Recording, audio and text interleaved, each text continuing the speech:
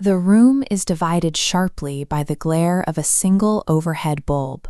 Beneath it sits a man in a faded jacket, staring down at his own trembling hands on the cold metal table. He is not resisting or tense. His shoulders are rounded, and his movements are sluggish, signaling a state of absolute, bone-deep exhaustion. For 3 decades, he existed in a quiet void. Perpetrators who evade capture for cold cases often melt into the background, holding steady jobs and paying taxes while living as phantoms in plain sight. He maintained an aggressively mundane routine, yet every unexpected knock at the door or unfamiliar car on his street forced a silent calculation. He lived with the relentless internal pressure of a 30-year-old secret. Maintaining a lie of this scale for 10,000 days requires a constant secondary layer of self-censorship. Over time, the effort of keeping reality and the lie separate erodes the personality, leaving behind a hollowed-out shell. Surviving the lie every day proved more taxing than the arrest itself. The question remains, what single thread finally unraveled 30 years of silence? The path to this room began with a forgotten police file, pulled from cold storage and placed under the glow of a modern monitor.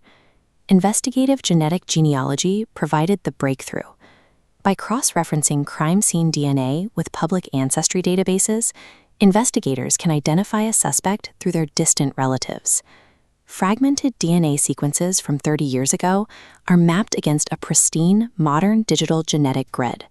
Algorithms scan thousands of public profiles to locate distant cousins, building a family tree backward until the data narrows down to one inescapable branch. Modern forensic data removes the suspect's anonymity. The mathematical links dismantle the safety he attempted to build around his life. The investigator confirmed the match while sifting through spreadsheets, a quiet moment of technical verification. This confirmation offered a sterile end, arriving through processed code and data. When officers arrived at his home, there were no sirens or dramatic confrontations. They simply approached him in his driveway on a Tuesday morning. He showed no surprise when they spoke to him. He appeared to recognize that the technological gap had finally closed. The physical arrest was a final formality. The algorithm had already ended his flight the moment it linked his family's data to the crime scene. Back in the interrogation room, the investigator steps out of the shadows and into the light of the overhead bulb. He places a folder on the metal table containing the genetic matches and the family tree that led them to his door. Faced with the evidence, the man's shoulders slump in a heavy, visible motion of surrender. He has reached the end of his psychological endurance.